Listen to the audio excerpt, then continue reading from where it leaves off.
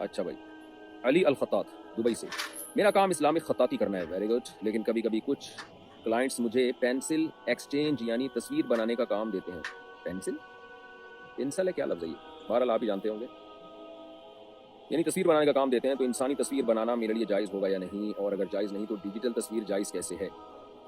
हाथ से जानदार के चेहरे की तस्वीर बनाना बिला ज़रूरत शदीदा ये नाजायज़ और हराम है, तो आप नहीं बना सकते। डिजिटल तस्वीर इसलिए जायज़ है कि वो तस्वीर मुहर्रम के हुक्म में दाखिल ही नहीं है, क्योंकि तस्वीर ज़ात करार चीज़ को कहते हैं, जिसको कोई करार हो। और ये जो डिजिटल तस्वीर है ये करार वाली चीज़ नहीं है, ना नबी सल्लल्लाहु अलैहि वसल्लम के दौर में ये थी, ना इसके बारे में हमें इसके नाजायज़ या जायज़ होने में हुक्म लगता है मिलता है। तो जब तक नाजायज़ होने की दलील नहीं हो तो अल अस्लु फिल अशियाई अल इबाहा, इस तरह की चीज़ों में असल इबाहा ही है, जवाज़ ही है।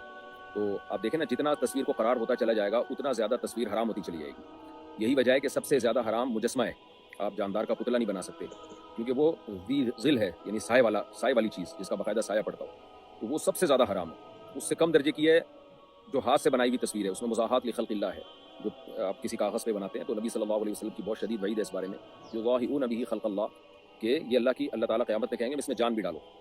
तो ये जब बनाना हाथ से, ये प्रिंटेड तस्वीर जायज़ नहीं है। उससे कम दर्जे की वो है जो कैमरे से बनाई गई हो लेकिन प्रिंट निकाल लिया गया उसका, उसमें करार तो है लेकिन मुज़ाहात का अंसर उसमें कम हो जाता है। यानी उसमें आपकी सनअत साज़ी का दखल नहीं है, बल्कि वही जो अल्लाह की बनाई हुई तस्वीर है, बिल्कुल वही जो डिजिटल कैमरे में जो शुआएँ इंसान की बॉडी से जो रोशनी टकरा के आती है, उसी को उसने सेव किया है। तो इसलिए उसमें इख्तिलाफ है, वो और ज़्यादा कम दर्जे की है। बहरहाल हमारी नज़र में वो भी नाजायज़ है, क्योंकि करार वाली तस्वीर है वो।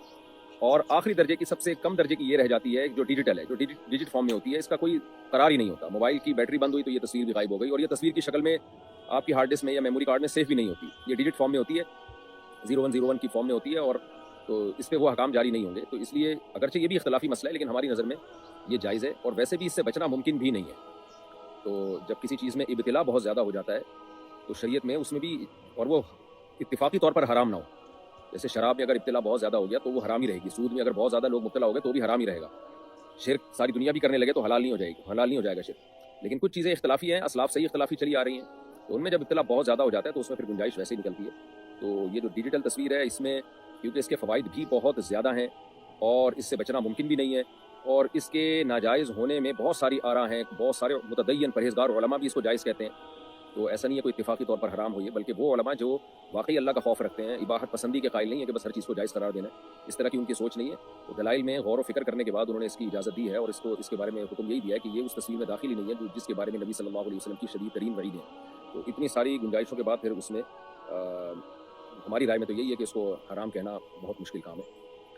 तो इसलिए डिजिटल तस्वीर बना सकते हैं। अलबत्ता डिजिटल तस्वीर में ऐसी कोई तस्वीर जिसमें बेहयाई का अंसर हो, वो बहरहाल नाजायज़ है, क्योंकि बेहयाई इस्लाम में वो हर सूरत में हराम और नाजायज़ है।